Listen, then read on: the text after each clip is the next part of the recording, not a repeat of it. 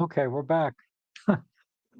So all of the chat, I'm gonna miss it. I think the last thing I was on was Corey was asking about trading his EM1X in to get a smaller camera like a Pen F, and I think that's a great idea. Pen F is, it doesn't have the autofocus like the EM1X, but as an everyday camera, it's perfectly fine, and it's one I take out with me all the time. It's probably my most used camera when I look at it overall. If I'm not doing any birding, pretty much I take the Pen F out or the EM5 Mark II. Um, my work cameras are kind of like my EM10 Mark II and my EM5 Mark III. Those I use primarily as working cameras. Like I use the EM10 Mark II as my webcam, and the EM5 Mark III I use it here in my studio to do practice shots, live comm, focus stacking. I do all of my sort of like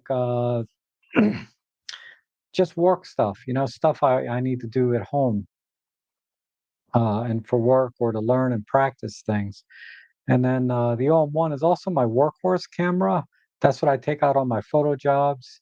And the only thing I use it for not photo jobs is like birding and stuff. But I don't take it out every day as my like street shooter and regular photo walks.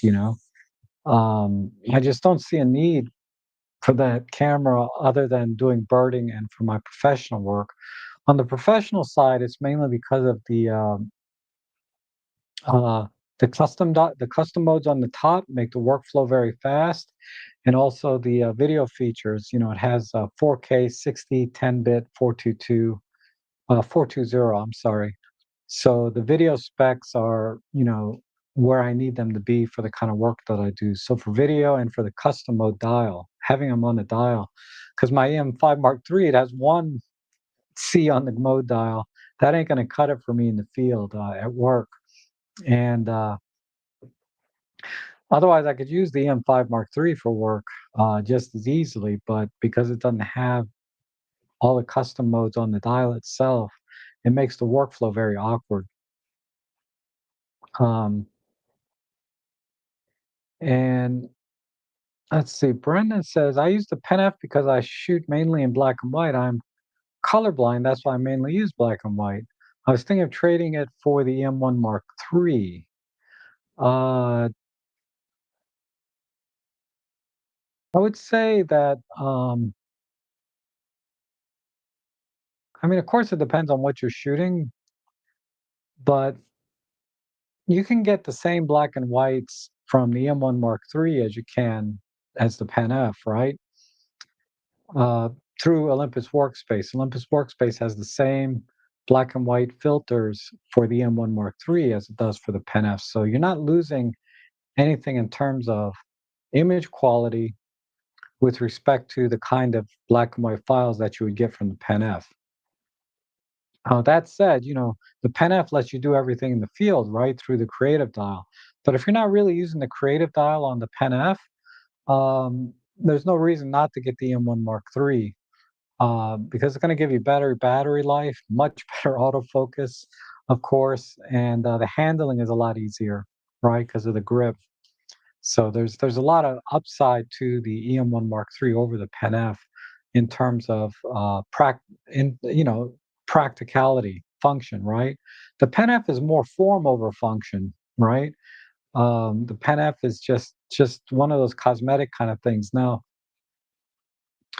if it were me, I wouldn't trade the Pen F in ever. I would just buy an EM1 Mark III if that's within your budget. Um, I don't think I feel like you would regret it if you sold the Pen F. I know I would certainly regret it. But if you can't or don't want to keep the Pen F, uh, yeah, you got nothing to lose getting the M1 Mark III and everything to gain in practical terms.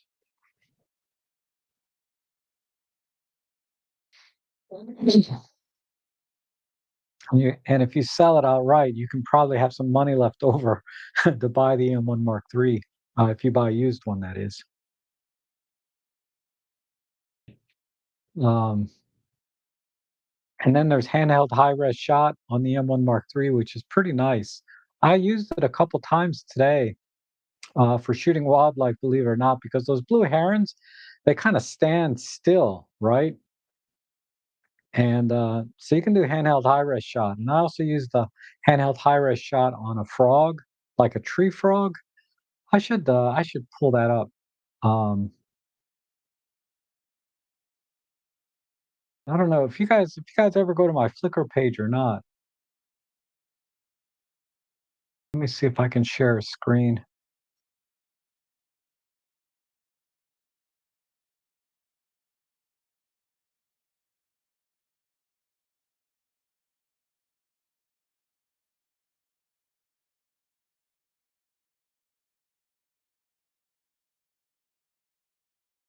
Okay. So I'm going to go over here to Flickr. So let me just point out a couple images. This one is a handheld high-res shot of a blue heron, and if you punch in, it's shocking how much detail you can get. And this is with the 300 millimeter f4 and the teleconverter. It's a little bit soft in here. These blue herons, the feathers are always kind of soft in this area, but it's partially probably because of a little bit of motion on his part. But anyway, I did it for that shot, and I did it for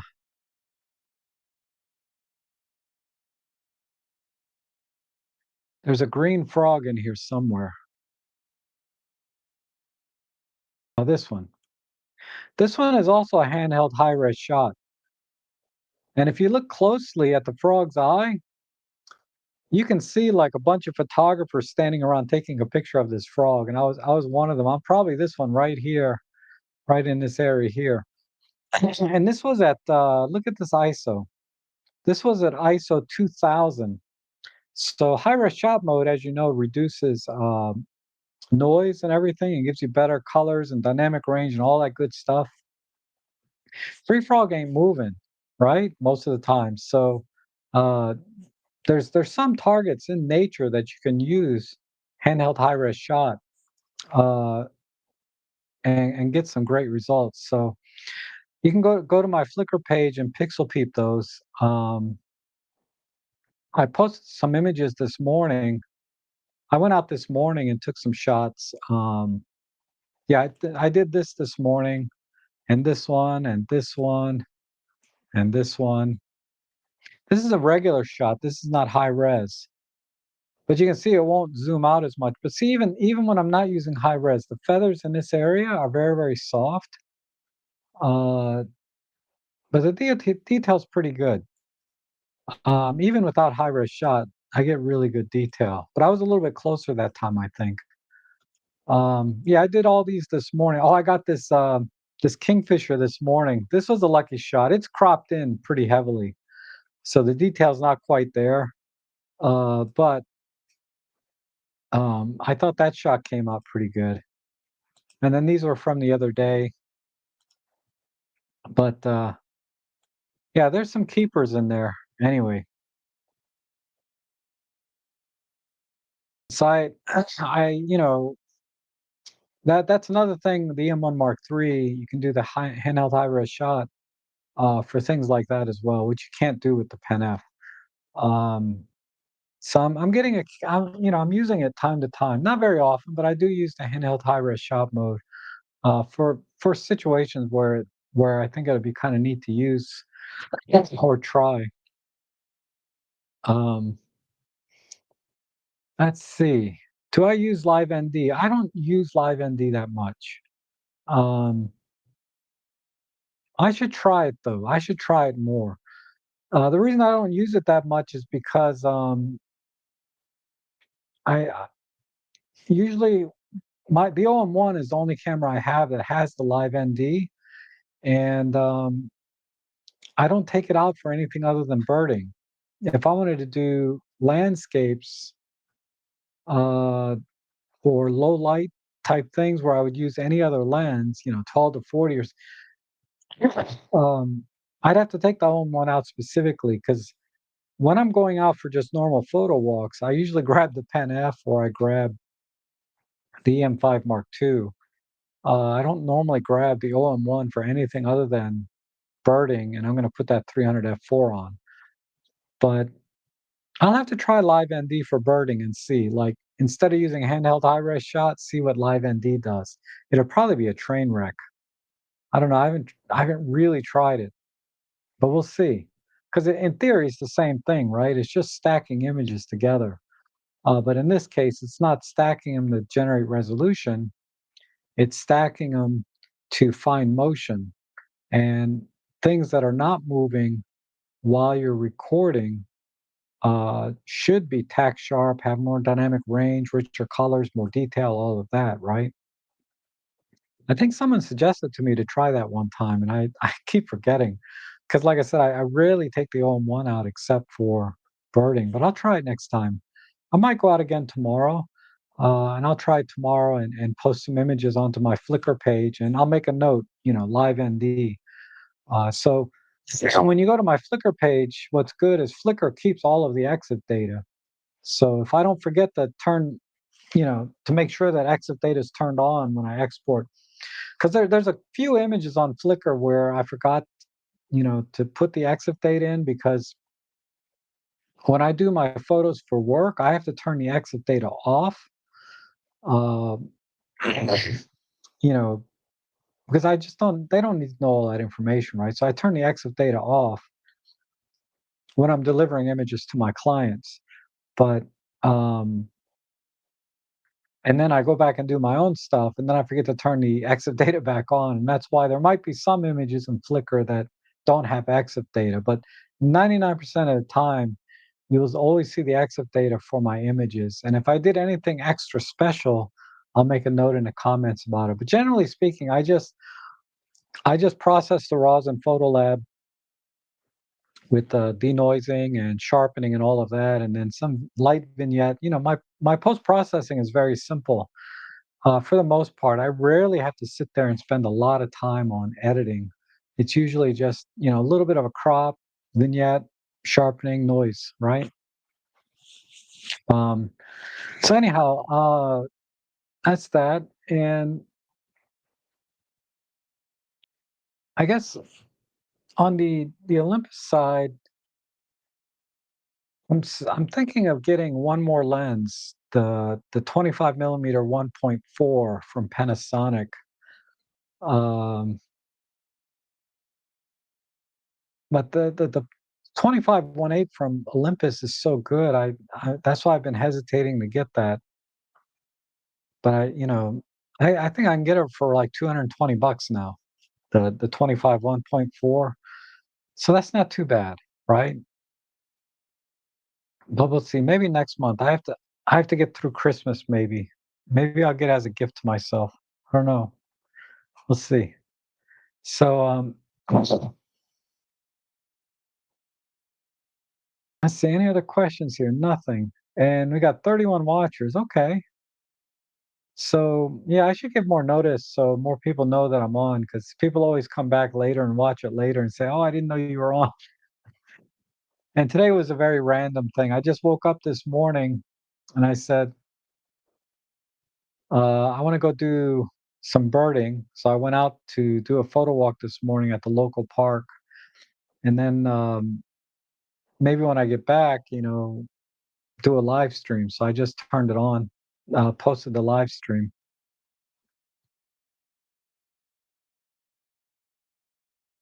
Um, and because I didn't live stream in October at all, right? I should plan the live streams. I've been saying this for 4 years now, though. I should plan the live streams more so I have actually a topic to talk about rather than just come in and sit down and ramble, right? But you guys tell me, what do you want me to talk about? Or if you have any questions, make a comment there for me and I'll be happy to elaborate because I'm a wealth of information, in case you didn't know. Do you guys know who I am? Do you know who you are? Do you know who I am? It's funny. I get recognized time to time when I go out, but I'm in environments where people might recognize me, right? What was really, really encouraging is when I went to Hunley Meadows, it's our local park here, I see Olympus users all over the place. There was 2 people out there today, 2, okay? There was maybe, you know, a dozen or 2 dozen photographers, right, out there. 2 of them had the Olympus 150 to 400. 2 of them had that lens. And a third one, as I was walking out and leaving the park, was coming in with a 150 to 400. So that's 3 people with a 150 to 400 in my local park. And then while I was shooting, the guy next to me said, "What are you shooting?" I said, "Oh, Olympus." And he said, "Yeah, I'm shooting Olympus. I have one in my bag. But he shoots Nikon and Olympus, but he had his Olympus in his bag and he said he really liked it." Um, I was like, wow. And then I saw at least 2 other people shooting Olympus without the 150 to 400. So there was at least 5 or 6 photographers, including myself, shooting Olympus at this little park.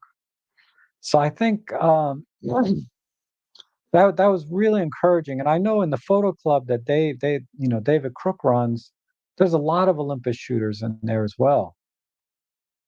Um, so it's very, very encouraging in terms of what I'm seeing in the field. The other thing I saw a lot of was a lot of Nikons, a lot of people with Z9s, couple Z8s, and a lot of Z9s with that big honking, whatever. I guess Nikon's coming out with some really long glass now. Everybody's shooting those. If it wasn't Olympus, it was that Nikon.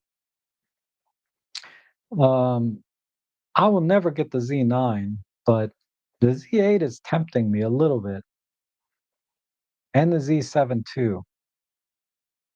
But I don't know. The problem with the Nikon system is the lenses are good, but they're really expensive and they're big, right?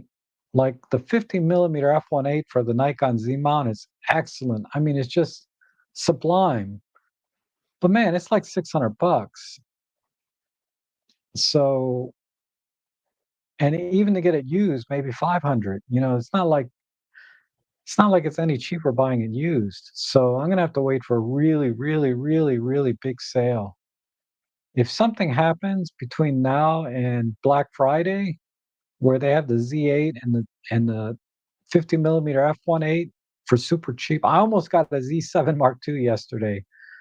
They had it on sale for 22.99, brand new, warranty and everything.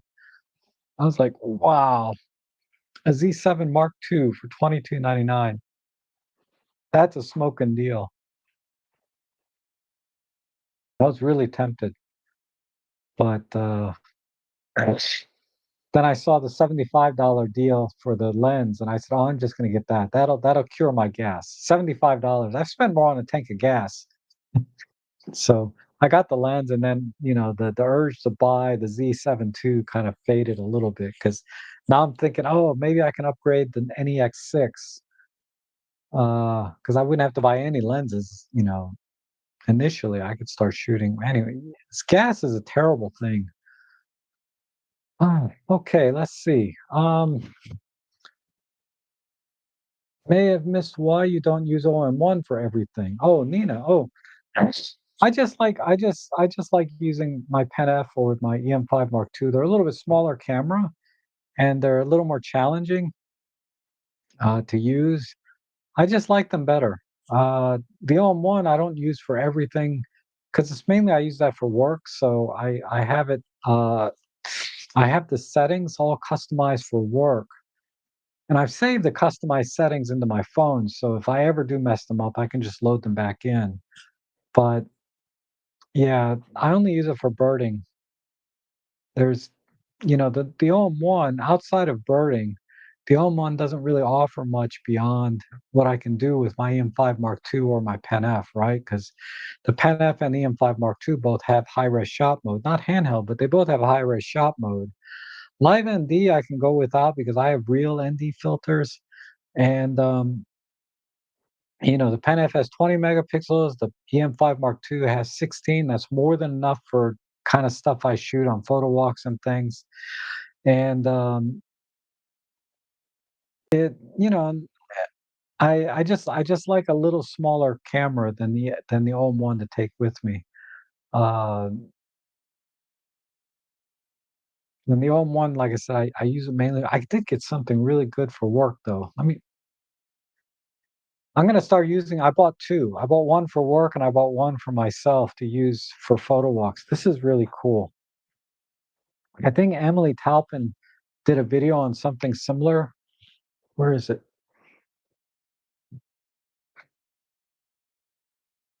Oh, come on.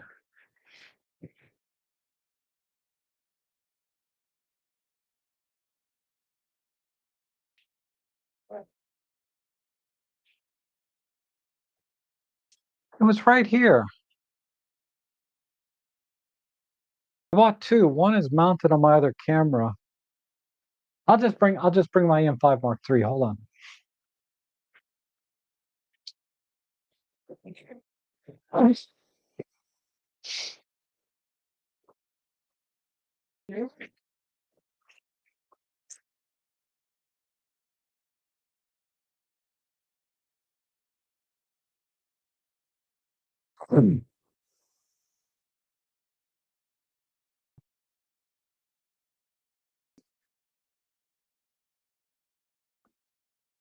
All right. So this is my EM5 Mark III. Like I said, this is what I use at home a lot, right? For doing other stuff. But I got one of these twisty things. Um, so let's see if it'll focus.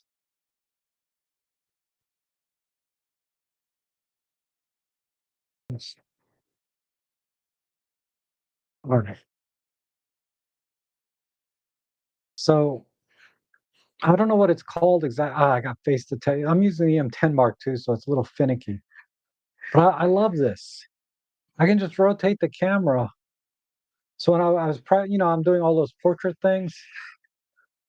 So I can do, landscape mode and then just rotate it. Now I'm in portrait mode. It's 40 bucks. They don't make these for Olympus. So I bought the one made for Sony and it works with a caveat though. Uh, I can't use like the pro lenses with this. They don't fit inside the ring. They're too big. I thought if I bought a Sony one, even the pro lenses from Olympus would fit. But the way this operates is you would have to push this ring. Let me show you this side. This ring has to go flush against the body. And if you do that, then you can fit any lens on because, the lens is beveled and dips in and would fit in here. But because there's these bumpers here, I can't put the ring flush against the Olympus cameras. And that's why I can't fit the pro lenses on here. But, I just use the kit lenses anyway, the 40 to 150 or the 14 to 42, the 25 millimeter primes, the 1.8 primes, the 45, the 25 to 17, they all fit in here. Those are the lenses I use anyway. I only have the 12 to 40 Pro. That does not fit. And the 300 obviously doesn't fit. You wouldn't use this with that. But for the lenses I would use with this particular mount, so yeah, I love this. So I bought one for work because at work, what I have to do now is I use that whatchamacallit, gear head, right? And with the gear head, I got a flash on top, and the gear head is huge, relatively speaking. So when I rotate the gear head is in my car, so I can't show you. But the gear head moves the entire camera all the way over to here because it's just a big tripod head, right? Even the ball head, whoops, even with the ball head, the camera still goes all the way over here. And when I got a big flash mounted on top, I usually have my Godox V1 on top. Uh, I have a problem sometimes in tight spaces when I need to get a vertical shot. But with this, oh my God, this saves so much space. I don't have to do anything. I just rotate this, and the only thing that comes over is the flash. So that's going to save me 5 or 6 inches at least, maybe more on my gear head at work. And then for home, when I'm doing stuff at home, and that's what I use the M5 Mark III mostly at home. Uh, when I'm practicing or making videos for you guys, oh my God, this is awesome. So this was $39, and it's not that big a tripod. I know it looks big in here, but see if I put it up against my body, that's lens distortion, right? It's not that big. It just looks big because it's like, close, I'm using the 17, the wide angle lens. Uh it's a boat anchor. Yeah, this mount is awesome. So this, Jeanette, this is a Ulanzi something. I got it off B&H. It's an Ulanzi. Uh, I think if you search for Ulanzi L bracket or something, it'll come up. I don't wear my glasses. I could tell you what model number it is. So um, it's a little tricky though. It doesn't fit exactly. So before you buy one, this is the S as in Sam, S63. So you have to take off your L bracket. You have to take off any, plates that you have off of here, whatever. You have to attach it directly to the camera for it to fit properly, and you have to make adjustments and stuff. So the S63 works with all the 1.8 primes, the kit lenses, but none of the pro lenses. On the M5 Mark II, the OM1, and I assume the Pen F and everything else. I guess anything where you're just going to use one of the 1.8 primes or the kit lenses, you'll be fine with this one, even though it's made for Sony. I guess that's what the S is for. Um, it should be fine. If it doesn't work, just return it, right? But this one, I kind of rolled the dice on this. Uh, Man, I love this though. That's just awesome. And then when you take it off, right? Because this bottom plate is Arca Swiss plate. You don't really have to. You can just go out and shoot like this, with the camera, and then put it on your tripod. If you want to do some pano shots, just all right. Let me put this down before I drop and break everything. But uh, yeah, it's pretty sweet.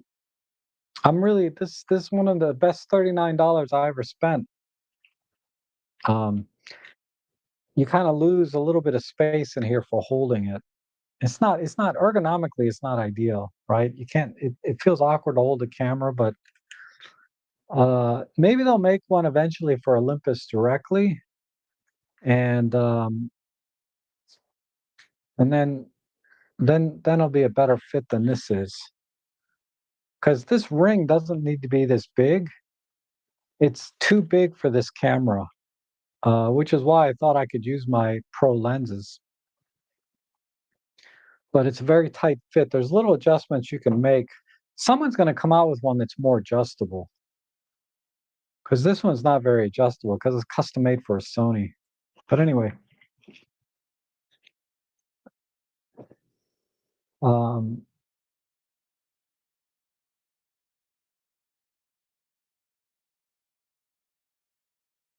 let me see.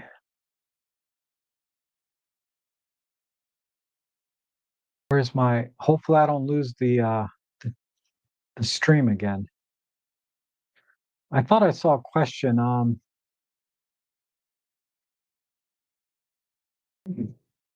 Oh, John wants me to do yeah, photo session. I should do those.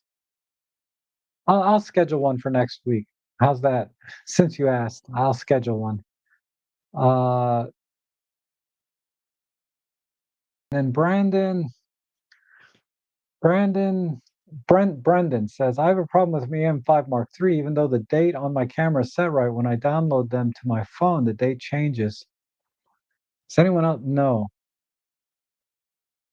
I've not had that issue. Well, let me rephrase that. I've never downloaded images from my camera to my phone. Um,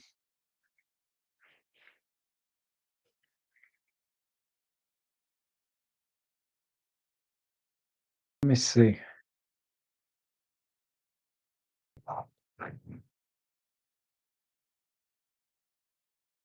Never done it. I've done it with my own one, but I never paid attention to the date. Let me format this card.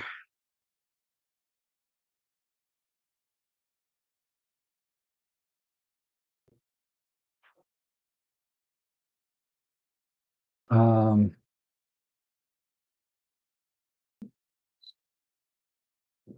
Make a couple pictures here. And let me check my camera date. It should be fine. Yeah,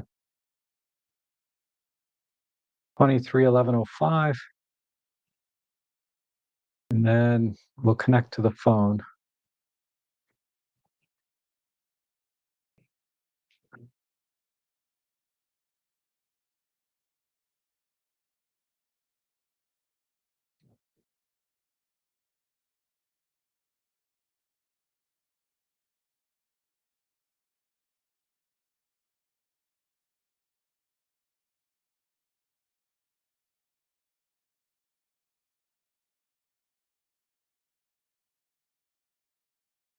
I have my third person camera sitting over here.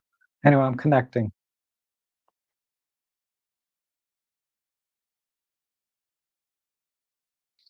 While that's doing that, let me see if there's any other questions.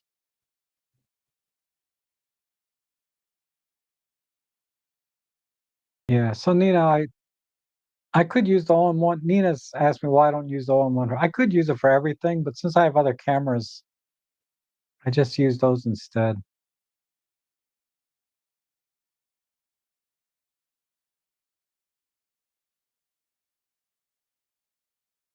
Okay, setup. Oh, it's been connected for a while.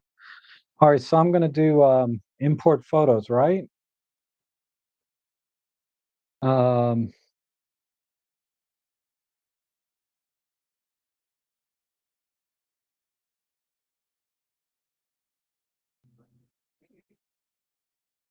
and it says, yeah, the date looks right. I don't know if you can. Maybe that's too close.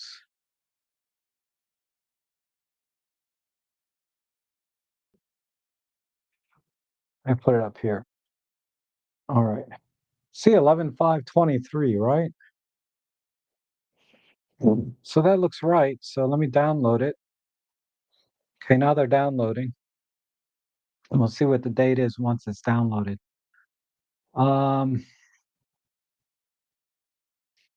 One thing to consider is that even if you are rambling, we're still able to chat among ourselves, ask questions.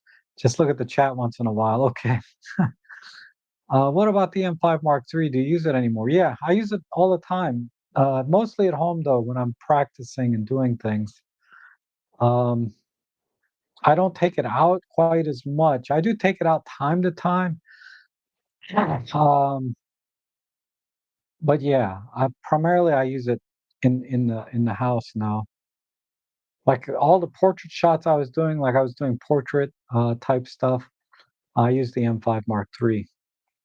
Okay, those have downloaded. So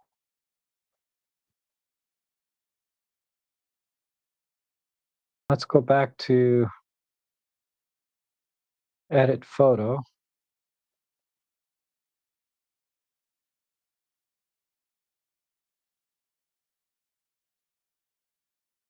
So I'm going to edit that photo.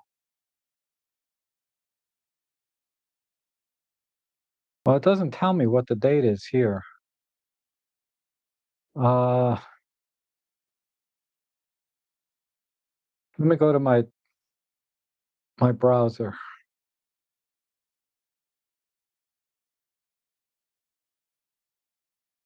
So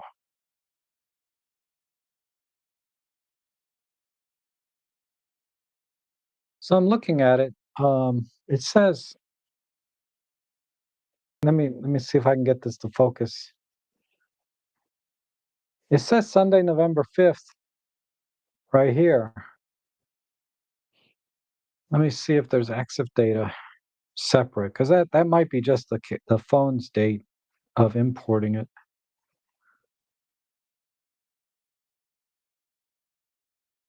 Details: EM5 Mark III, JPEG, blah blah blah. Other.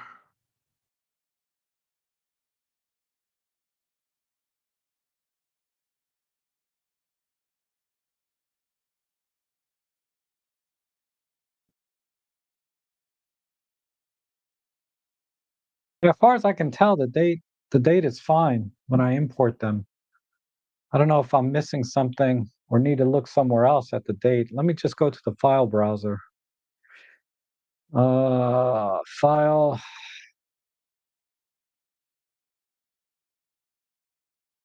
I mean, I don't know if I have a solution, but I can either confirm or uh, images, info. Yeah, even when I just use the regular file browser to stop it. Yeah. Even when I just use the regular file browser, which is I assume pulling the EXIF data, I don't see any problem. Sorry. Don't but I don't have a solution either if that's what's going on with yours. So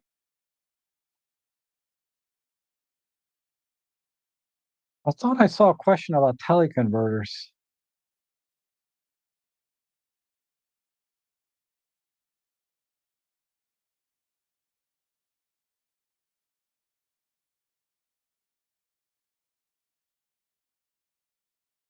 So there's ND. Oh, Scott P. He says, is there any functionality of using the MC14 without Olympus Pro lenses? Uh, no, I don't think so. I think it only works with a few lenses, and then otherwise there's not much use for it. So it's kind of an expensive accessory unless you can get a really good deal. Even at $175, what I paid, it's kind of pricey, but um,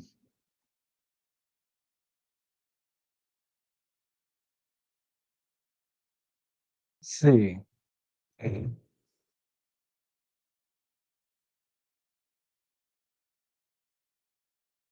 Making those mounts, yeah, hopefully. I hope so, Jeanette. Jeanette, I wanted to ask you, actually, I'll just ask you on Instagram, but you're doing a lot of self-portraits too, and they're pretty awesome. Are you doing those yourself, or are those professional shoots that you're posting? I'm just curious because they're really good, and you're really very stunning, beautiful woman. So thanks for sharing those images. But I was curious if you're doing those yourself or if you're having someone's doing them for you. Um,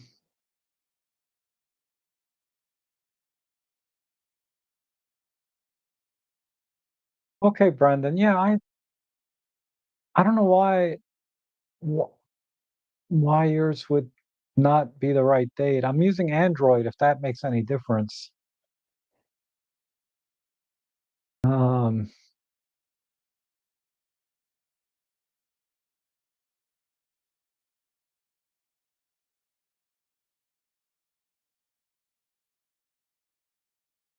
oh, Roger says here, I think my question got lost. Any thought on doing a session?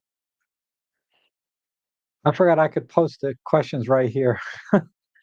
I think any thought on doing a session on the in-camera digital teleconverter? Seems like the file size when using is the same and not as not using it. Yeah, that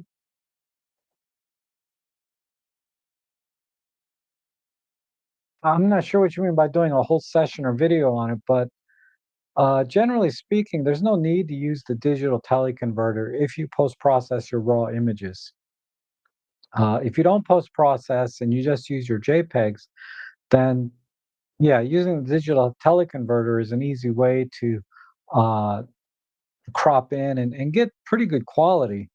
It's technically you're not going to gain any more resolution by using the teleconverter, but in practice, you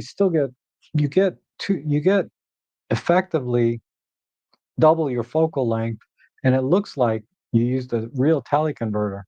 But the digital teleconverter, yeah, technically doesn't give you any more detail, but it doesn't take anything away either, and it looks really good. It's pretty convincing for the most part. I think in a blind test, a lot of people wouldn't be able to tell the difference between using a real teleconverter or a longer lens versus somebody that uses a digital teleconverter. I mean, the trained eye will always see it, but for the most part, if you're just posting online, nobody's going to be able to tell the difference when you use a digital teleconverter. So, file sizes, I don't think matters because we're talking about JPEG compression. So, it's going to deliver, if you have a 16 or 20 megapixel camera, it's going to deliver a 16 or 20 megapixel image, even though it's half as many pixels technically. It's upsizing it to 16 or 20 megapixels, and it's going to give you the same file size.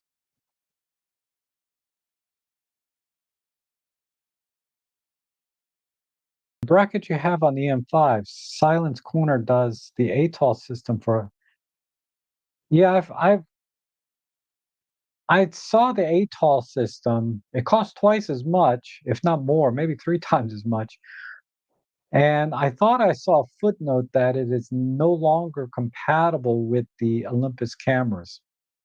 And I think the problem was uh, what I'm describing here is because we have buttons on the front of the camera, it's difficult to reach these buttons on the front with the ring on there. So I think they put a footnote that it doesn't work with Olympus cameras. Now, if they've made another model that does work, I don't see how because a physical ring has to be a physical ring. It's going to cover the buttons.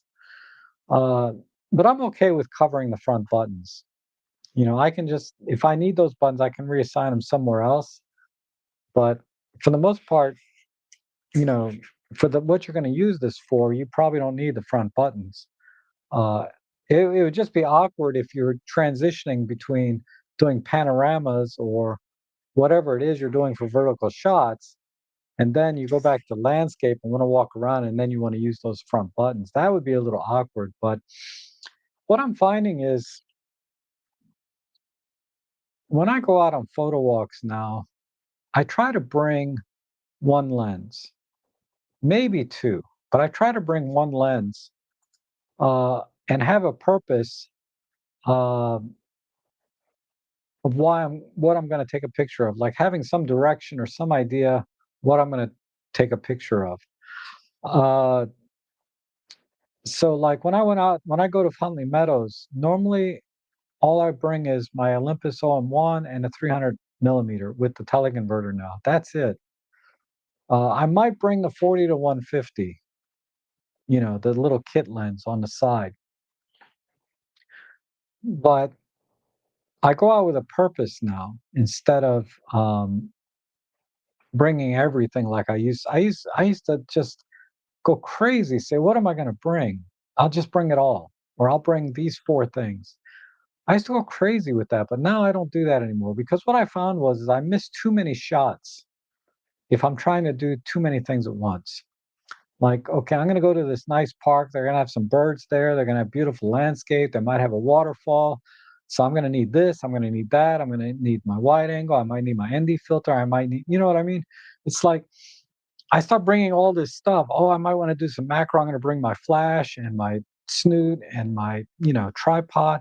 It's like then I end up bringing all this stuff and I don't get any good shots. I might get lucky, but when I go there with a purpose, like today, I'm just going to do birding. Then three OM1 300 F4. Today, I'm going to go out and I'm going to do some macro shots.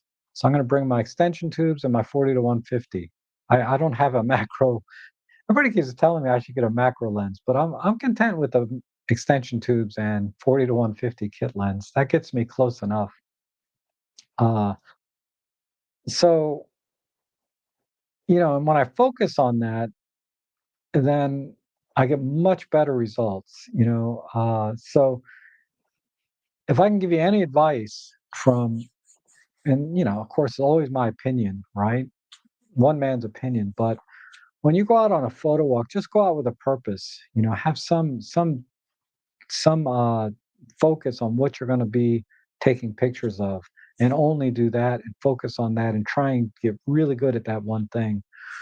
Uh, because a lot of times, you go to this awesome place and you start to get greedy, right? It's like, I'm going to go to this beautiful place and it's going to have all this different stuff. So I'm going to have all my different gear to take care of all of these things. And you get greedy and then you don't get anything good, you know? So it's hard. I know it's hard not to say, well, I got to bring a wide angle because I know I'm going to take a shot of this, and I got to bring this because I'm going to take a shot of this. I mean, even if you're going to bring multiple lenses, use it for that specific thing and then move on. And then once you've done that one thing, put that lens away and put your other lens on and do the next thing. Maybe do it in steps, but then you're there all day long, right? That makes sense. But for me, if I'm only going to go out for a couple hours, I'm going to focus on one thing, and I'm going to try and do my very best at that one thing.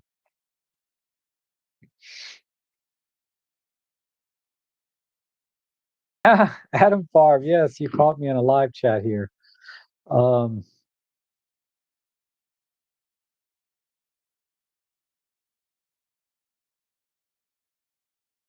oh wow, so Jeanette is Jeanette, you're doing just some wide. Yeah, that's a good idea. I'm practicing with a backdrop, right? So wide angle lens wouldn't work for me, but and if my house were nicer, I could probably. I need to rearrange my house and throw away a lot of furniture. I tell people my house is like a yard sale. If you come over, you can buy or take anything you want, just about anything except that's in this office. This office is the only thing that's off limits, right? But if you go in my kitchen, my living room, my dining room, my bedroom, anything you want, just take it or buy it from me if it has any value at all. Ugh, I got so much junk. Everything in my basement, if you want to buy it or take it, come on over. You can have it. I got furniture, I got tables, chairs, dressers, whatever.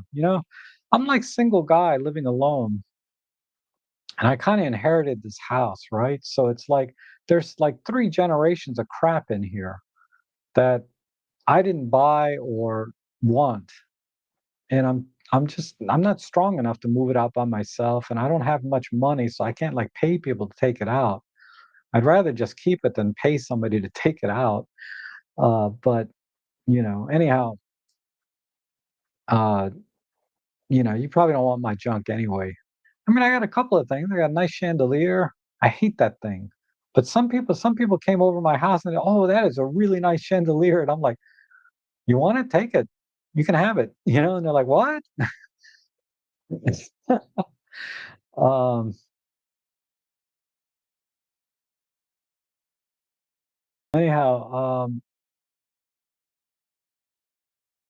let's see.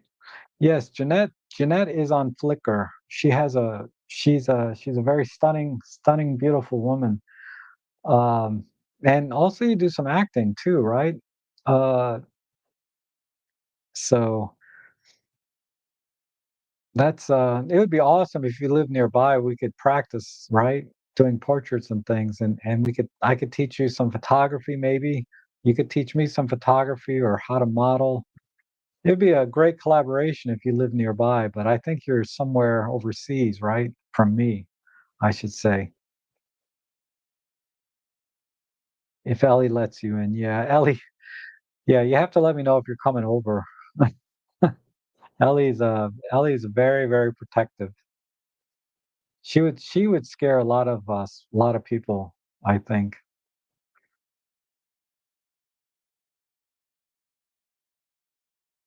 But the hotel rooms are great for doing portraits. That's why Matt Granger's always doing them in hotel rooms, right? because you got this big, huge window that's low to the floor, usually, right? And then you have a bed and you have nice furniture and everything's tidy, like you said. So you could just take a picture anywhere in the hotel room and it looks good. I should rent a hotel room and just that'll be interesting. I'm gonna find some models though. I have some friends that are willing to model for me time to time, but I feel bad asking them. Um, it'd be nice to have like a professional model that I could work with, but then I gotta pay money. So it's just that's why I use myself. I do a lot of self portraits so I can practice lighting.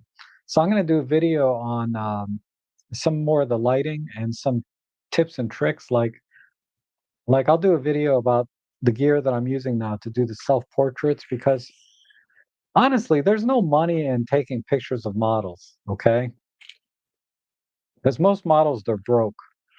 Uh, they're not going to pay you to take their pictures. If there's if they're any good, right? They're gonna the modeling agency will have their own photographer set up for them to do shoots for them. But anyway,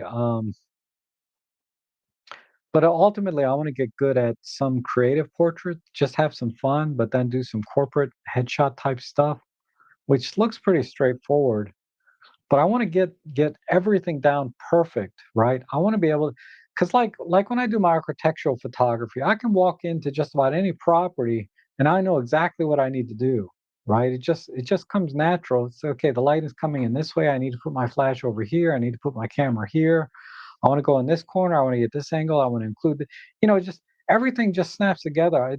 It's like you don't have to. I don't have to think about it. But when I'm setting up and doing self portraits, I'm like, oh my God, let me move the light 1 inch this way, and let me move the camera just down 1 degree this way, and then let me make this adjustment here, and then let me adjust the flash power here. Okay, I need to get something like this, and this is awkward,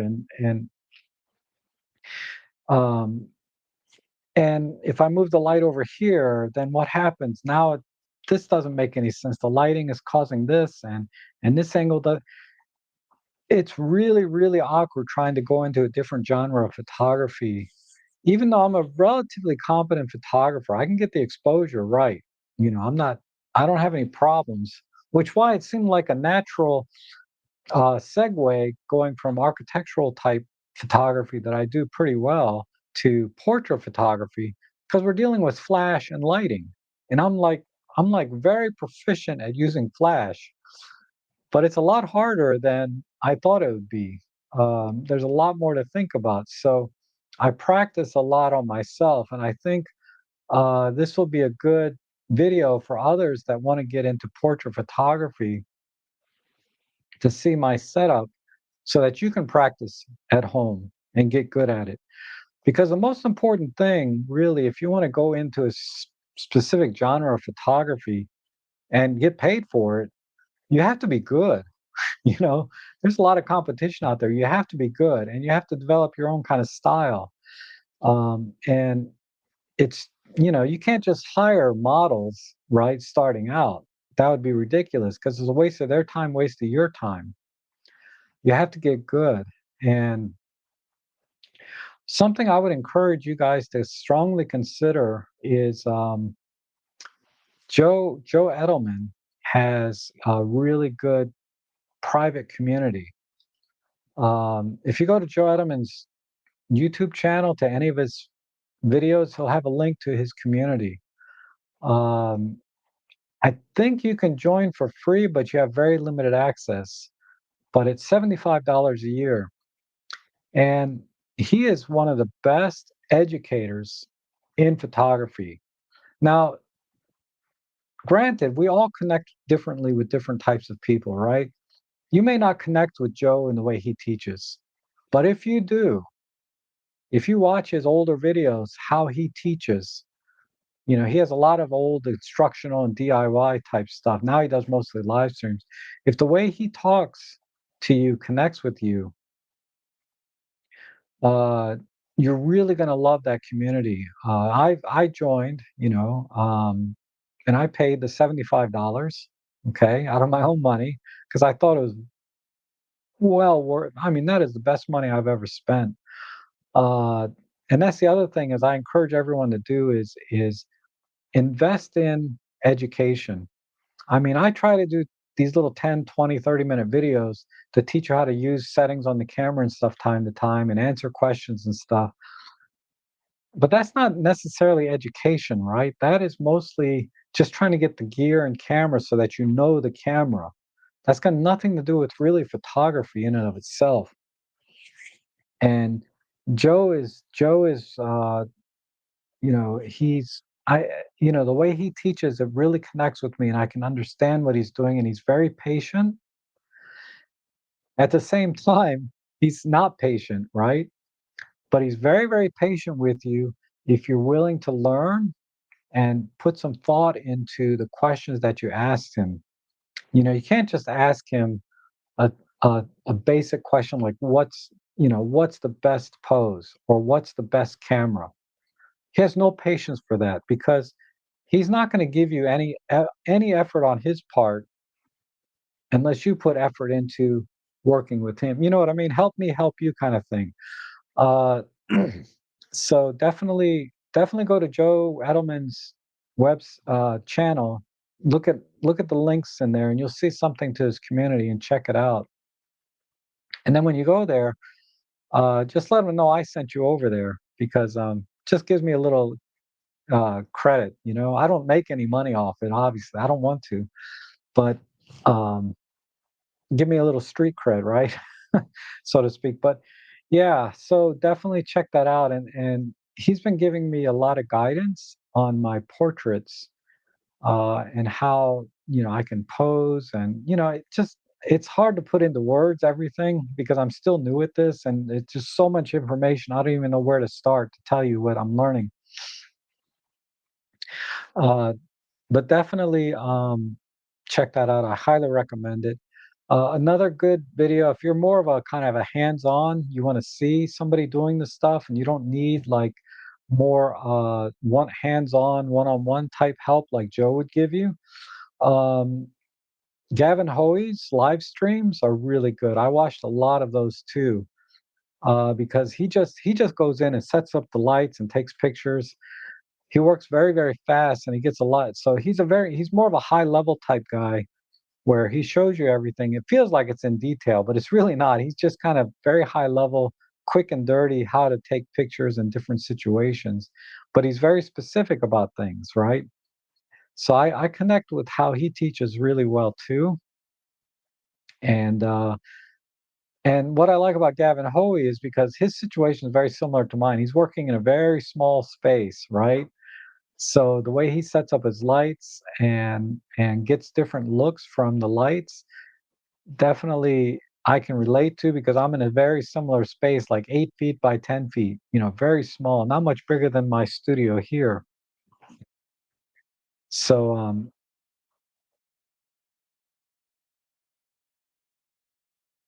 yeah, Joe is no nonsense. You don't waste his time. He doesn't waste yours. Exactly.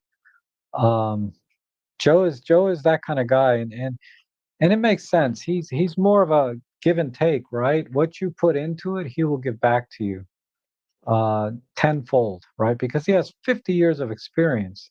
Now, he'll be the first one to tell you that he is not the best photographer. He does amazing work, right? Like, I would just kill to be able to do the kind of photography he does. But when you look at the masters in portrait and photography, we all have a long freaking way to go. Let me tell you, man.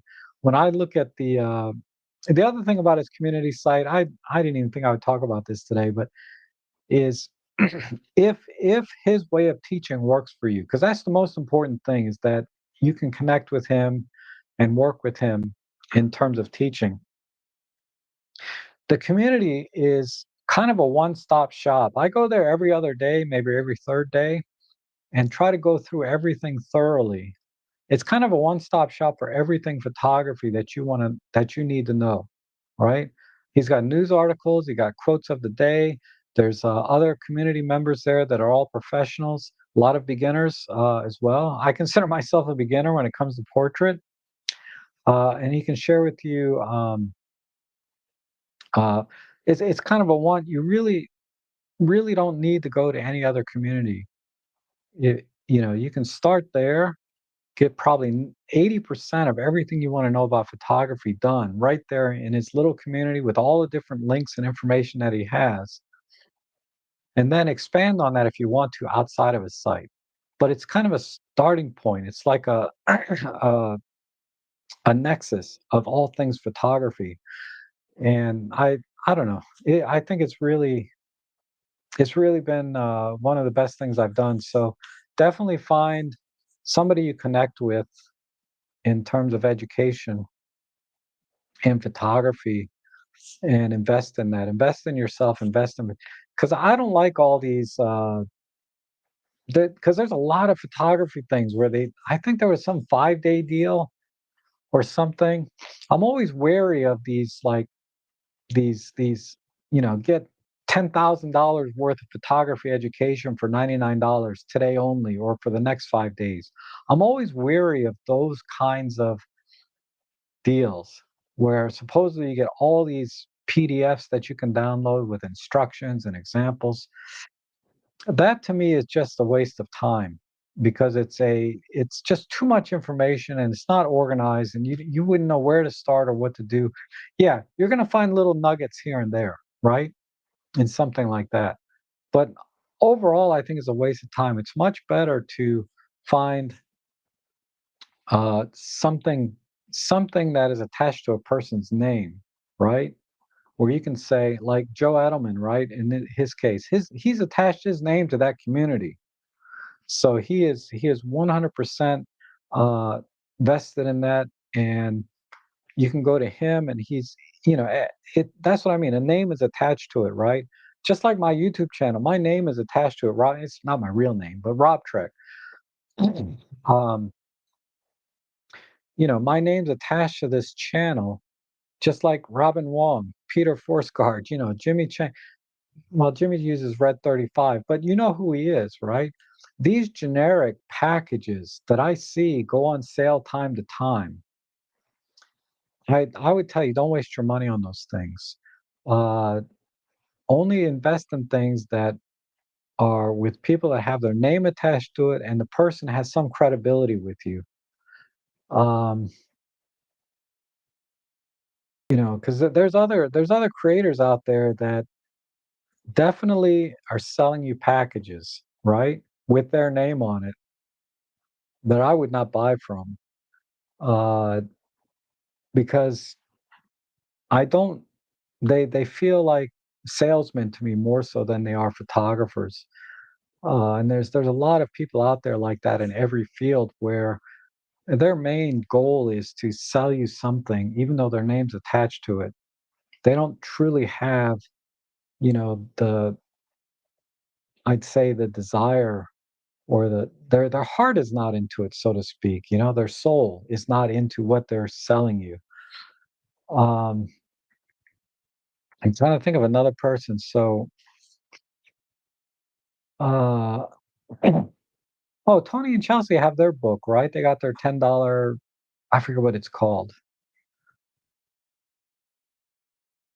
Beginning photography. I don't know, but they have their name attached to their book, and it's only $10, right? I bought it 10 years ago or whatever when I was starting out, and I just read a few pages of it, never looked at it again. I just watched their videos, but um, that Tony and Chelsea do not have a direct community. They don't live stream. They don't. You don't really that I know of. That you don't have any way to connect with them directly, right? So even though their name's attached to it, uh, if you want a little bit of personalization or individual help, there's no way to do it anyway. Let me check in chats because I've been rambling again.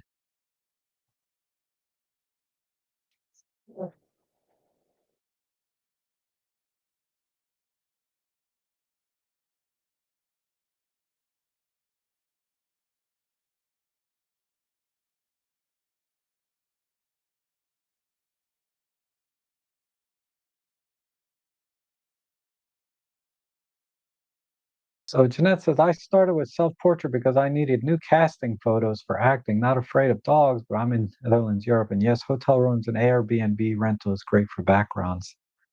Yes. Um,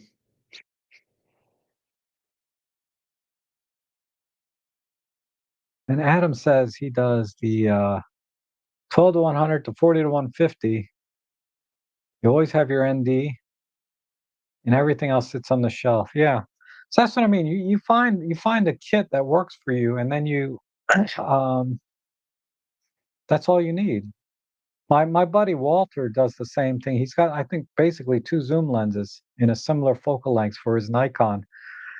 And he doesn't buy primes or anything else. He's got the two of the three Trinity lenses. I don't think he even uses the wide angle. He's got like his 24 to 70 and 70 to 200, and that's it. Um, and he takes great photos with just those two lenses, kind of like what you're doing, Adam. You got two lenses you carry, and you're done.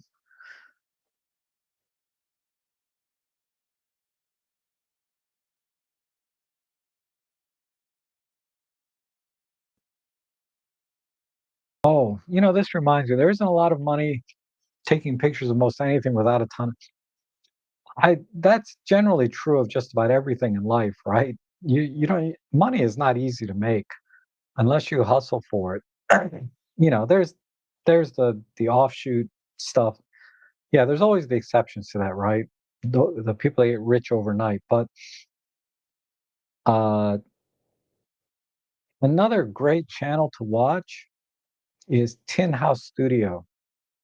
He does primarily food photography, and when I first started watching him, he came off a little pompous to me, right?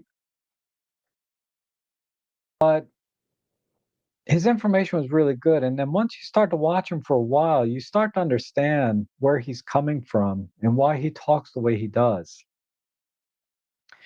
And I was no longer put off by that tone that he gives when he does his videos because he knows where he, I know where he's coming from and I understood why he talks that way, and,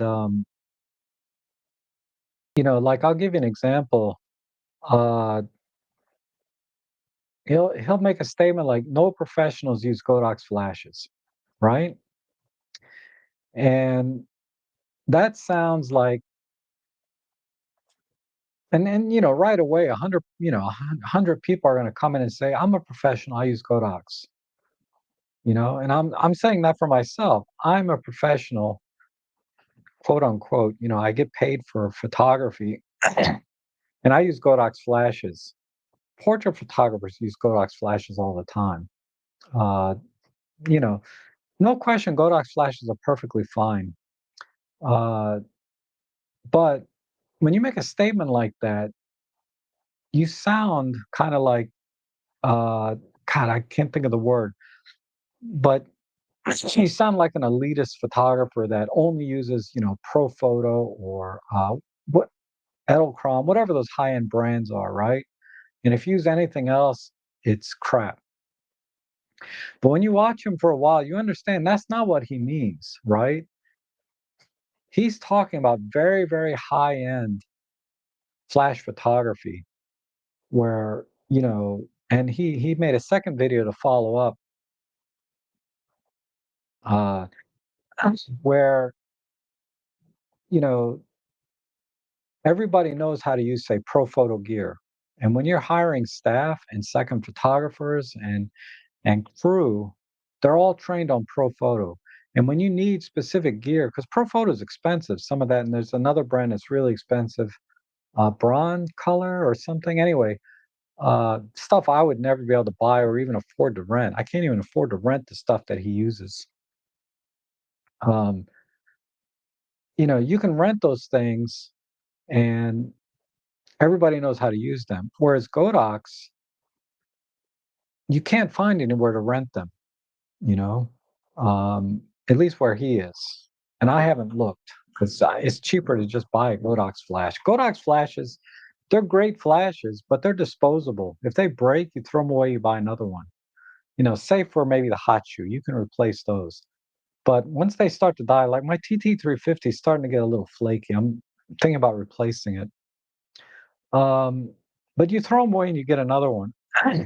Whereas this high end stuff, he's talking about, like $10,000 jobs, right? For projects, maybe $20,000 projects where you have a crew and you're doing a specific thing. So that's what happened when I started watching. I was like, and that's just one small example, but there's a lot of things he starts talking about, and I'm like, well, that's a little elitist, right? But you got to understand where he's coming from. So, but he has a lot of great information that gives you kind of a feel for, and it's just interesting to me because I do photography for a living, so to speak. I haven't had any photo jobs in almost 2 months now, but it's kind of goes that way sometimes, right? Feast or famine.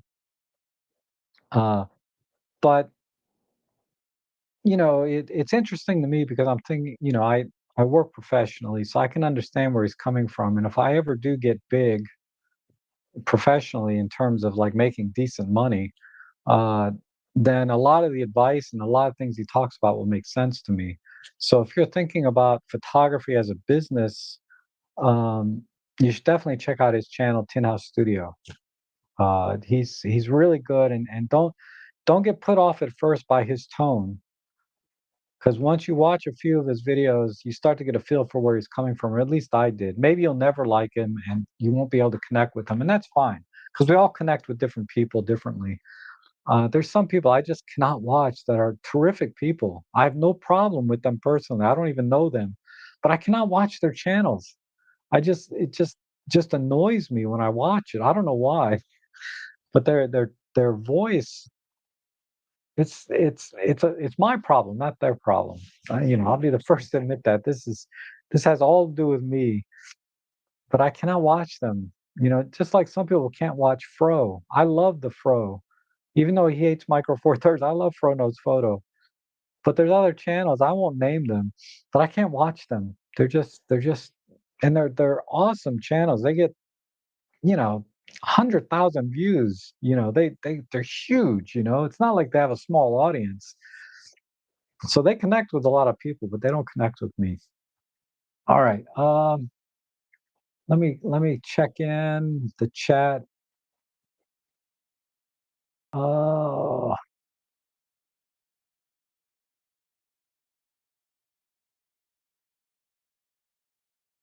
let's see, Roger. Let's see what lenses Roger has. The 8 to 25. I've been thinking about that lens, but I don't shoot wide very often, except for my work. I shoot wide all the time, but 14 to 150, 75, 100. Wow, the 9 cap, 20. Yeah, I have everything there except the. I don't have a lot of these lenses. I got the 25, the 45, the 9, the 75 to 300. Says, I feel like I need another one, but not sure what would be good at. Maybe 12 to 100 or 12 to 200. Okay. I would say forget about the 12 to 200 because you have a 14 to 150. That's so close, right? And it's not like the 12 to 200 is going to give you better image quality than the 14 to 150, in my opinion. And it's a much bigger, heavier lens. So if you want a one do-it-all lens, the 12 to 100, that would be my recommendation if you want to get something. Uh, from all the lenses that you have there already, though, I don't see why you would want the 12 to 100 because you got it covered with the 8 to 25, excellent lens. And then let's see, from 25 to 100, you got everything covered. The only thing the 12 to 100 would do is keep you from bringing so many primes because it's as sharp as any prime, and at f4 it's pretty fast. Um,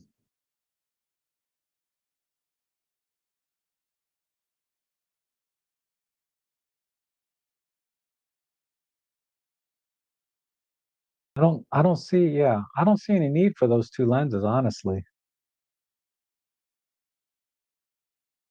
But if you had to pick one, if I were to pick one for you, I'd get the 12 to 100 because it's definitely going to be as sharp as any of your primes. Uh, it has the dual sync image stabilization, right?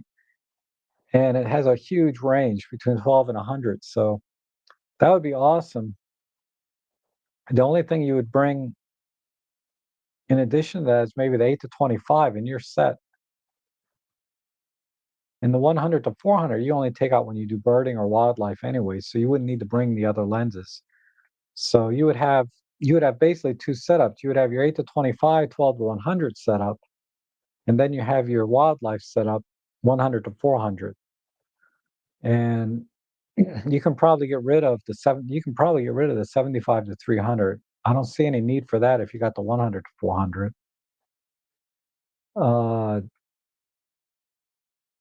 The primes you might as well keep. They're all kind of special, right? The 25 to 45 are awesome and they have their uses. They're fast. And the 30 and 60 are macros. So they're also awesome. I mean, the 30 millimeter macro you have there is kind of the weakest lens in that lineup. Um, because it doesn't do anything that you can't do with the 60 already, other than just give you a slightly wider field of view. But when you're doing macro, normally you want to be in tight anyway. But uh, yeah, 12 to 100, that would be a decent setup.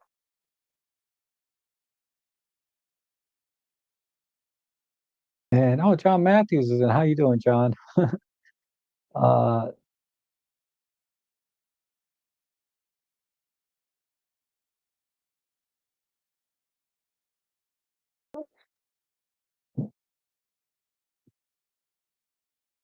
let's see. Marco says he's a miserable curmudgeon, whatever that means. I'm not sure who you're talking about, unless it's Joe. Like I said, some people just don't connect with Joe, but I get it. I get where he's coming from. Uh, Marco says, I now went with the Z5 and I had the Z50 already, so the menus and ergos are really working for me. In the end, one portrait Z5 and one wildlife Z50. That's cool. I I I held the Z5 yesterday and the Z50. They were pretty similar in size and weight and everything. Yeah, I can see where it's like you have to look twice before you know which camera you pick up, right? I was a Nikon shooter for a few years. I really like Nikon. I still have a Nikon back there, a DF. So I was thinking if I can get a Z7 for about $1,000, not the Mark II, but the original Z7 for 1,000. But the problem is I don't have lenses. Now that's the problem. I don't know what lens I would get for a Z7 because two lenses will cost more than the camera. Two basic lenses like a 35 and a 50. I've spent more than 1,000. That's more than $1,000 right there. I mean, that's the problem with the Nikon mount that I'm having is it's a very, very high cost of entry. If I wanted to go Nikon from the beginning, instead of getting this Fuji, then that would have made more sense. But I wanted to go with Fuji instead of Nikon for some reason. I guess because I had Fuji lenses already, so getting another Fuji, I wouldn't have to invest quite as much. But if I traded everything in and just went Nikon, I don't think I would have been upset with that decision either. I could have got a Nikon Z2 and maybe three Nikon lenses all in for less than 2,000, and I would have had an awesome full frame Nikon setup instead of this Fuji one. But whatever. I don't really care about these other cameras so much as my Olympus and OM systems. That's my bread and butter, and that's where I can get the best results because I know how to use these cameras inside and out, right? So I can get some pretty awesome images out of them. And overall, man, you can take an Olympus system out with a couple of primes. And this is now that I've been trying these other camera systems out, a little bit more in depth. I realize even more now how good the Olympus lenses are, the basic 1.8 primes. I've never been disappointed with any lens I bought from Olympus. You know, the Olympus 25-1.8, the 45-1.8, the 75-1.8, the 17-1.8. You just put them on and you get amazing results, uh, out of those lenses. And none of them are like super expensive. They're not cheap, right? But they're not super expensive. You can get all four of those lenses used for probably $1,000, maybe a little more, but all four for 1,000 to 1,200 bucks, uh, and get a used EM5 Mark III or EM1 Mark II, and you're talking 1,500 bucks for a kick butt system. You know, uh, my God, you can't do that in any other system, and get the kind of quality you can out of a Micro Four Thirds system, in my opinion, of course, right? Uh, and in that small, compact size, I could carry that entire system, EM1 Mark II, and those four primes I just mentioned in this one little bag, no problem, with room to spare for batteries and flash and everything else. You're not doing that, you know. Like I went out with my Fuji. I brought this Fuji with me with, three lenses. It barely fits in that bag, just barely. It was tight, you know. Uh,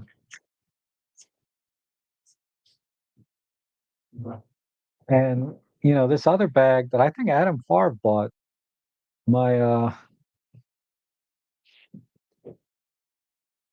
now this bag here fits my, OM1 and my EM1 before that with two lenses, maybe three, because usually I have the 12 to 40 Pro when I bring the OM1.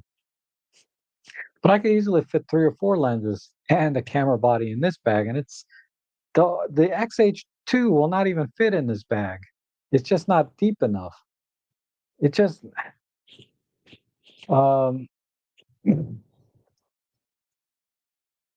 I'm telling you, when I looked at my images side by side, if you go to my Flickr page, I have a album called Comparisons. There's not that much difference between this 40 megapixel Fuji and the 20 megapixel Olympus cameras.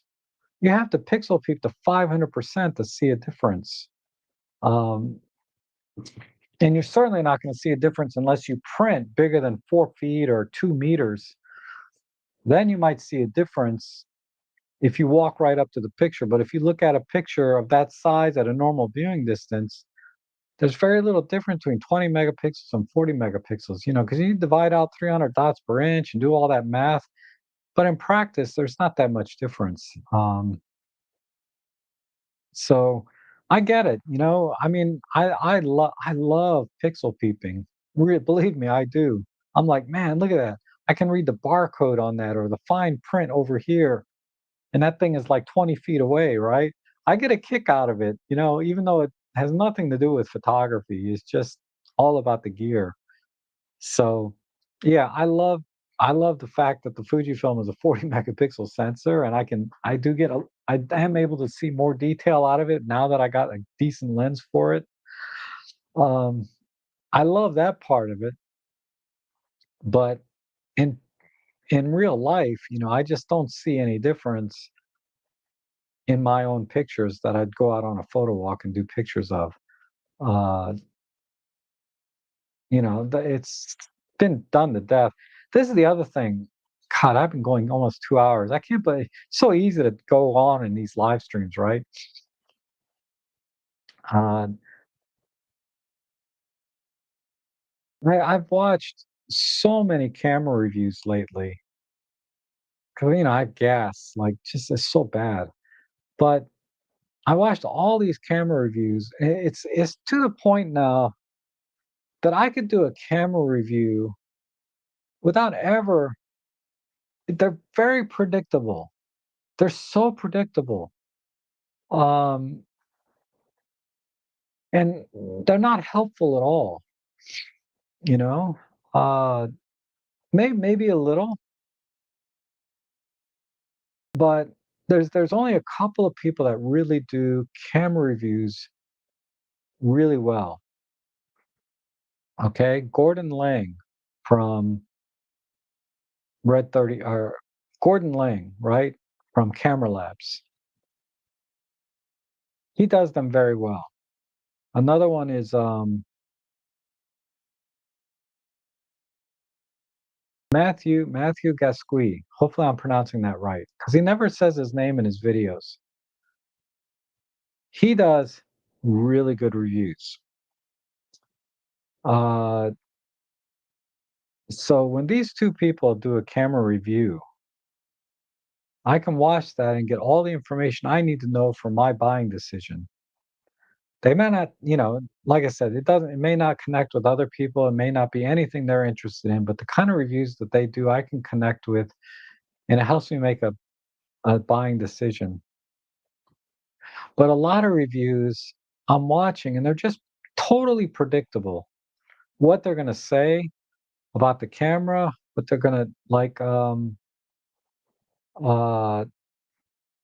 for example, and I got nothing again. I love their videos, and I watch every single one, and I enjoy them. But Chris and Jordan, when they were on DP Review or they were on Petapixel, they're very fair in their reviews, but the kind of information they give really doesn't help me make any buying decisions. Um, so, you know, I, the way they delivered or I don't know, something doesn't connect with me in terms of me going from I should get this camera or not, right? And the Chris is a Olympus shooter. He shoots OM1 personally, right? That's his camera of choice. So you'd think I would connect with him even more than I do. But when I watch their videos, it's purely for entertainment value and some general information. But I can't rely on their videos for buying decisions, so to speak. Uh, definitely like Tony and Chelsea, I can't rely on their reviews for any buying decisions. And they put in a lot of work, no question. They put a lot of work in, but the I they're kind of like a lot of reviews. It's kind of a drive-by review. They use the camera for a week, a month, and that's it, right? And they come and like they just did some telephoto lens comparisons, and they did some OM1 versus I forget now. See, that's how bad it. I don't know. It's my memory too, but their videos didn't make any impression on me or about a buying decision about what lens or what camera I should get because the information was not was either too general or too much to compare against. There wasn't. Uh, I mean, I like a lot of their videos. Just enjoy watching them because I think Chelsea's cute, right? So I'll watch her. But yeah, for buying decision information, and I don't know. So I yeah, I gotta stop I shouldn't talk bad about other people. I'm not talking bad about them. I'm just telling you that I don't connect and I can't make buying decisions. You may love their channels and Chris and Jordan, I know a lot of people love them and love their reviews and think they're very fair and well balanced. But I'm more of a Matthew Gasqui and Gordon Lang type. Okay. Uh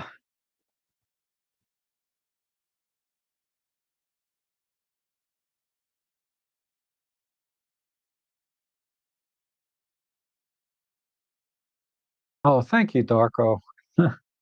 Community thing is a big deal because a lot of people, they come to me in the either they email me, they'd like some help. Oh, that reminds me, somebody emailed me last week, they wanted some help. But they say, can we schedule a one-on-one session with you and stuff? And I'm like, sure, no charge. If you want to schedule one-on-one with me, just let me know and we'll go on Google Voice and I won't charge you anything. Uh, But I think of it as just I'm just one photographer trying to help another photographer. We both use the same camera system. I know how to do something, and you don't, and you want me to show you how to do it. It's okay. What's the big deal, right? Um, I'm not that busy. Trust me. I can spend a few minutes to show you how to do something if you want to do one-on-one with me, but uh, so just email me. You're welcome to always make a donation. Donations are greatly appreciated, let me tell you, because it's been kind of lean these last 2 months, even though I've been spending all this money. Uh, it's been a little bit lean. But yeah, just email me. Um,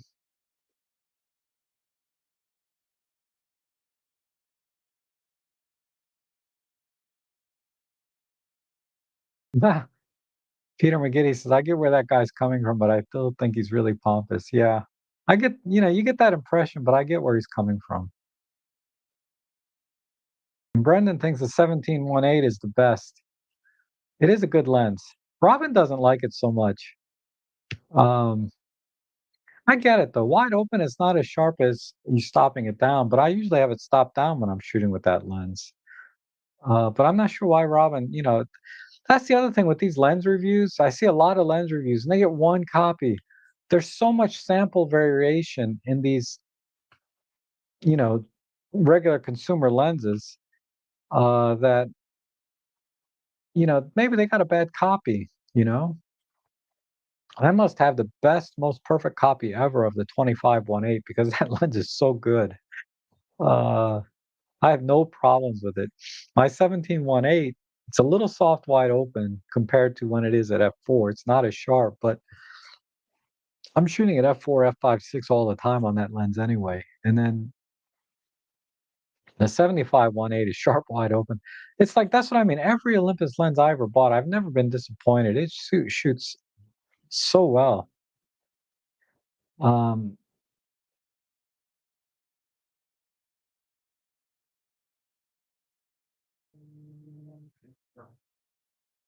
oh my God, more spam. I get about 10 of these a day. Uh,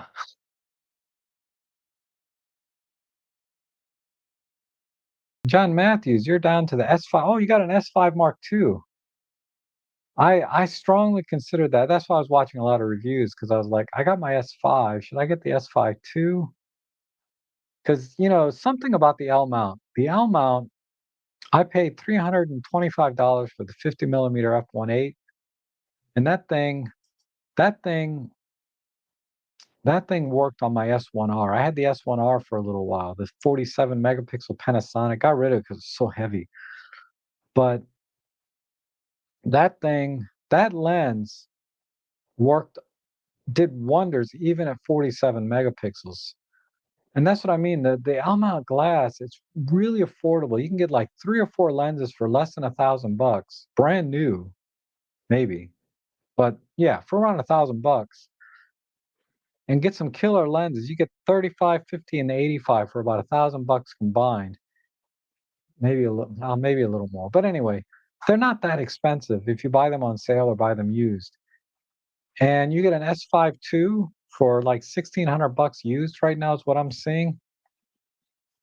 Or you can get an S1R for about 1,500 bucks if you don't mind a big, heavy tank of a camera. You're going to have an amazing, amazing image quality. Something about the S1R, I don't remember this about my S5, but on the S1R, what it did really well, and I have yet to see this on any other camera, is when I took a picture and looked at it in the EVF or on the back of the screen, it's exactly what I got when I looked at it on my computer screen. There was virtually no difference. So I had a very, very high level of confidence that the image I captured and looking at on the back of the screen matches what I see when I take it back onto my computer. As opposed to every other camera, including my Olympus's, when I take a picture in the field, it's not always what I see when I get back home on my computer screen. I mean, it's kind of in the ballpark, right? So I'm used to it, right? It's like, okay, that looks good. And I always, I double check the histogram sometimes. or look at the highlights and shadows, that kind of thing. I got the exposure down, and I'm in the ballpark. Whether it was my Olympus, my Panasonics, my Canons, my Nikons, every other camera system I ever used, it was always in the ballpark, but never right. That S1R, let me tell you, that is the first camera I ever used. Even my Fuji was like that. I can't trust what I see in the EVF or the viewfinder live view. That S1R, when I took a picture, it matched. I mean, it was perfect. Um, so that was one thing I got right. And that combined with the L mount glass, which is affordable and exceptional, exceptionally sharp images. And the colors it rendered, you have to, you either going to love it or like it. I noticed there was kind of a slight bluish tint to a lot of my images in the color, easily corrected in post, but um, the pictures weren't cool. I mean, it wasn't because it was a cooler white balance kind of thing.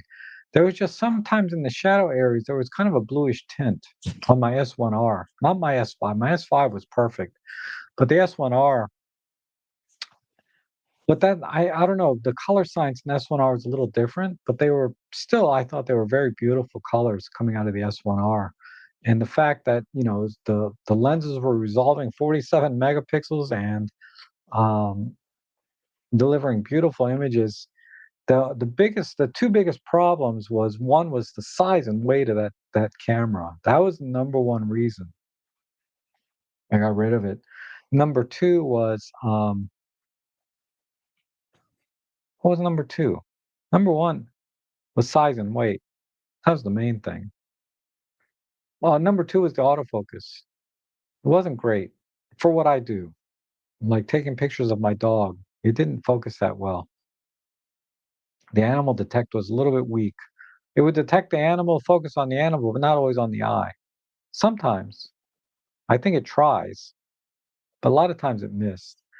Uh, my Fuji and my OM1, really good at that. Neither one is perfect, but they're really good. The S1R just sucked at it.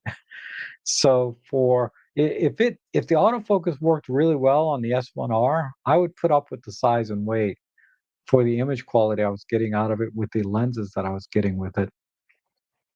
With the lenses, the 50 millimeter f1.8 in particular was so good. And it just broke my heart. It just broke my heart that I gave up those lenses for these Fuji lenses. The Fuji lenses are great, but I still might go back to L mount later. If they come out with like an S5R, okay, I might get it. Like that's why I was looking at the Z7, the Mark One, because Nikon has great colors and great lenses, but the price point of the lenses is still killing me. Okay, that's enough about me. Um, yeah. But yeah, John, the S5 too, that that's a great, the S5 was a great camera, so the S5 II is even better. I just never used it. Um,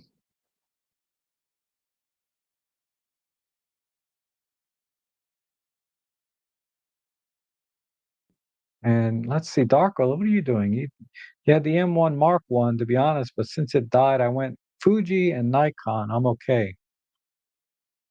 Got most of your money back out of my M2 and all the lens. Good, good. Yeah, I mean, I could see, like I said, I almost went Fuji 10 years ago, whatever, or not 10, 20, whenever the EM5, EM10 Mark II came out.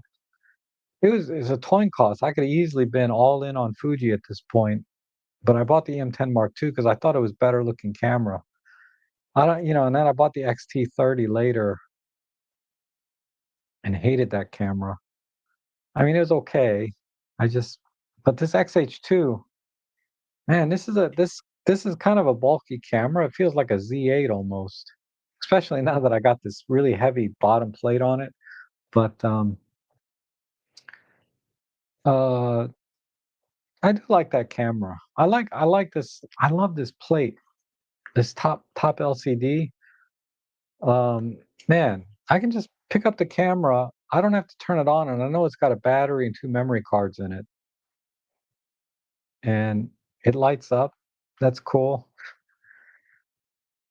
I mean, I almost bought the camera just because it has this and nothing else. I guess I could have got the XH1 and saved about $1,000, but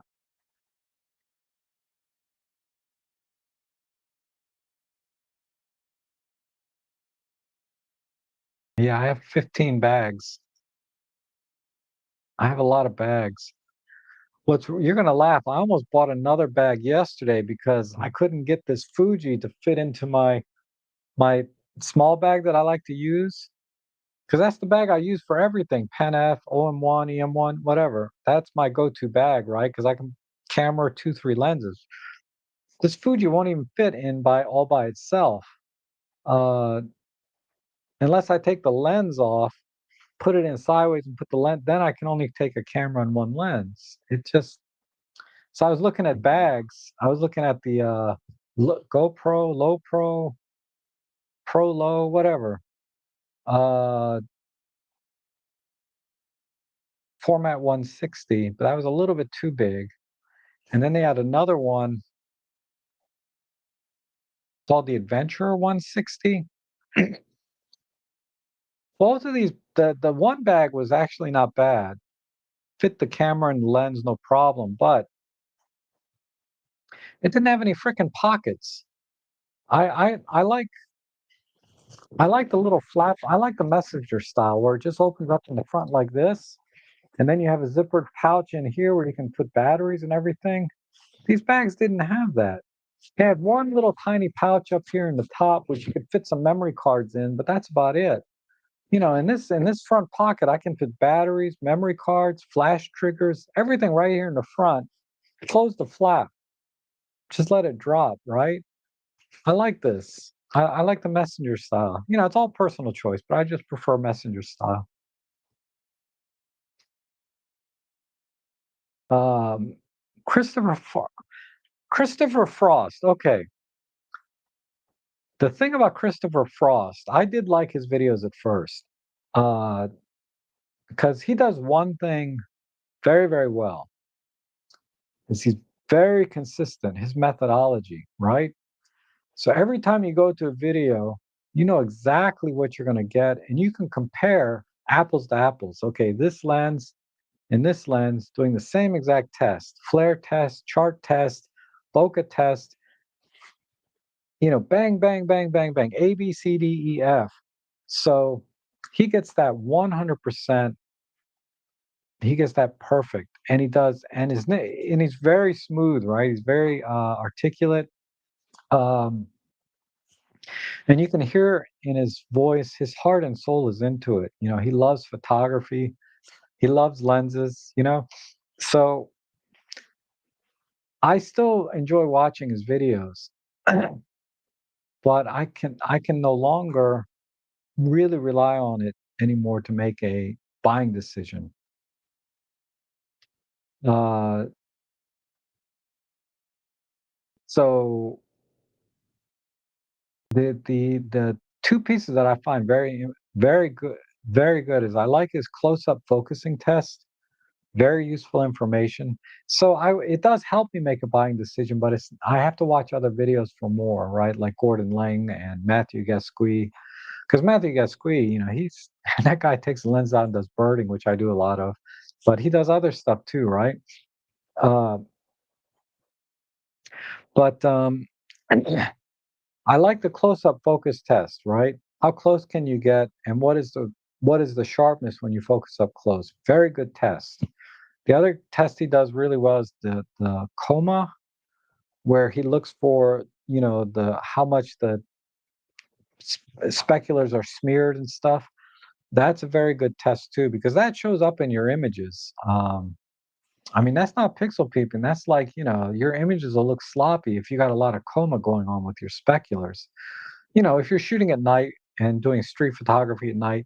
So there's a couple, and the flaring is also very interesting. That not as important to me, but it may be very important to other people. So the tests that he does after the resolution tests are very, very useful, and that helps me make part of my buying decision, because if I see any deal breakers in that part, uh, none of those are deal breakers for me. I don't worry about close focusing so much, but I'd like to know if it's good at that. I don't worry about coma too much unless I'm thinking about it for astro stuff, but I have my astro lenses already.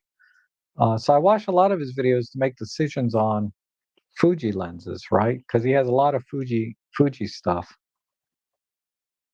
His resolution tests, the problem with that, those are pixel peeping tests, right?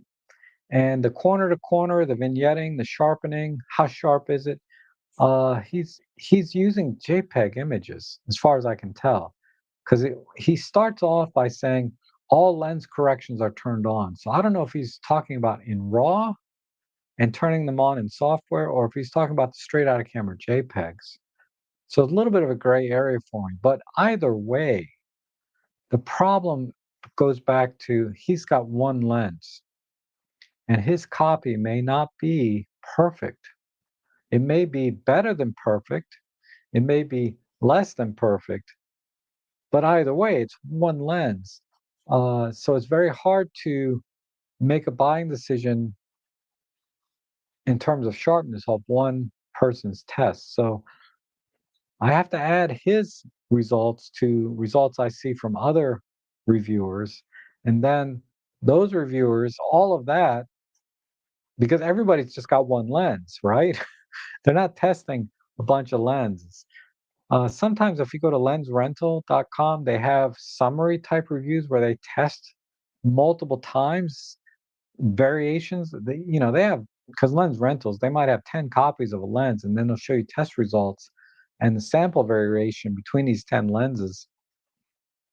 That helped me a lot with making a buying decision on the 25 millimeter f1.4, for example, versus say the Olympus Prime 1.2 versus the 1.8, etc. But one of the most important things I put into consideration is I go to the forums and I go to Flickr and I look at the images and I look at the feedback and see what people say about them and their experience with them. Then I can get kind of a cumulative comparison, or more than one sample. I can look at these 20 people and each one has a little different opinion or the same opinion. If everybody has the same opinion about this lens, it's awesome.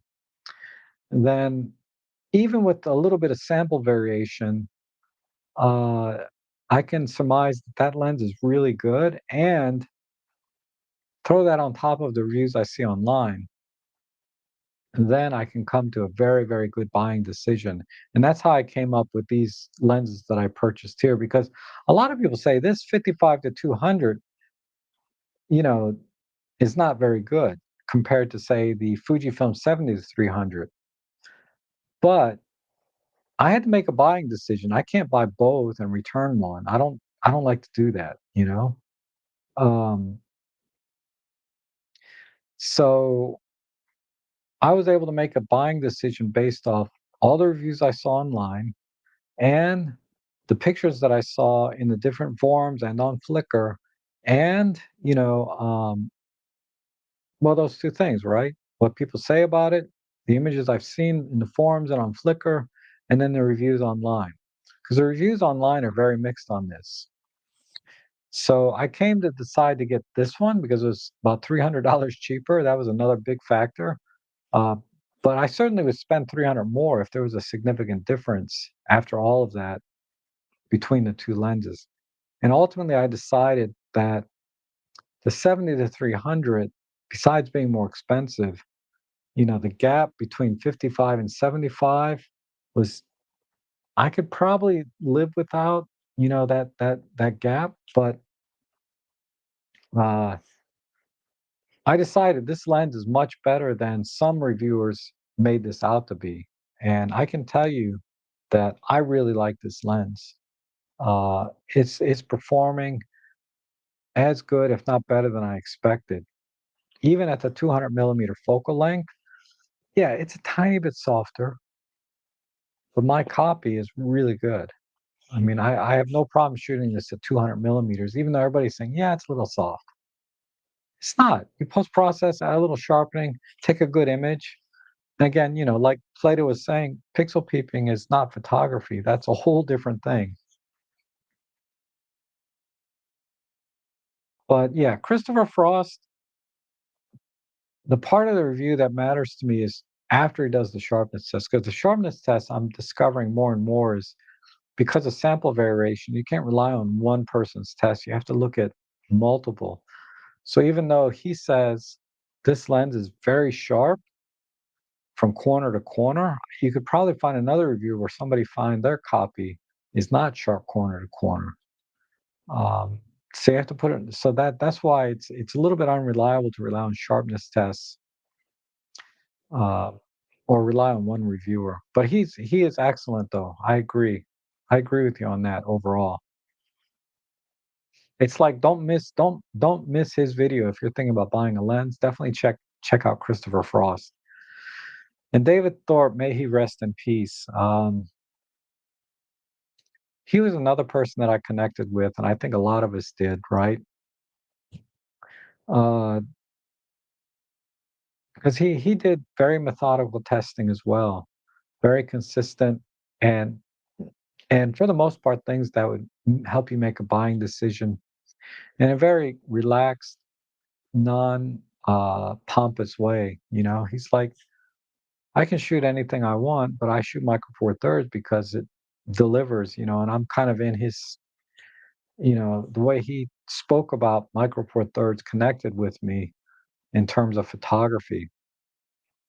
Uh, I can, I can relate to what he's saying as a photographer, why Micro Four Thirds makes sense.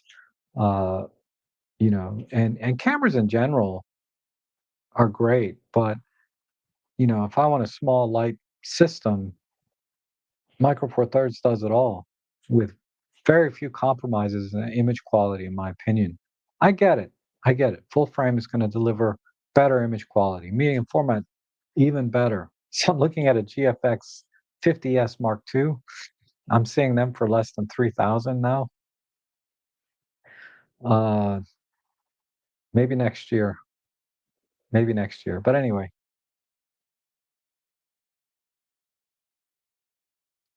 oh, the angry photographer. Yeah, I watched him early on when I was shooting Nikon. And I have a cabinet full of lenses off his recommendations. The 135 3.5, the 200 millimeter f4. AI glass, Nikon vintage glass. I bought the 35 millimeter Zeiss f2, the Distagon. These were all on his recommendations, and yeah, they were all excellent lenses. His Fuji recommendations are less so. I haven't found his Fuji recommendations quite as good. Um, so I just stopped watching him. I think anything he recommended in terms of Nikon glass, you can pretty much rely on because I haven't found any inconsistencies between what he said about the lens and what I found when I bought one. Because they're cheap anyway, $100 for a lens, right? Vintage glass. But his Fuji recommendations, uh, I'm not quite as impressed with Fuji as he is. Let's just put it that way. Um, Maybe my expectations were too high for Fuji because of all the hype. Uh, but yeah, I'm not as impressed with it as he was with a lot of the stuff. I like everything I bought, and I think they're excellent and deliver excellent images. But I'm coming from an already excellent system, right? OM1, Pen F, EM5 Mark II, all very modest cameras that are punching well above their weight. And that's why I tend to, we all like to root for the underdog, right? But that's why I like Micro Four Thirds so much, is because people's expectations, even mine, were very low, and yet they deliver such good quality. Um,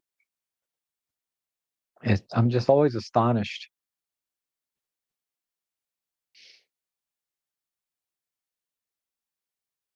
And Roger said, "I like the 75 to 300 because it's so light."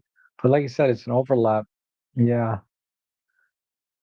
Um, I know if I had the 100 to 400, I can't think of any situation I'd wanna take the 75 to 300 out if I had that lens sitting there, because I'd be out if I did take the 75 to 300, when I get there, I'd probably like, "I should have brought the 100 to 400."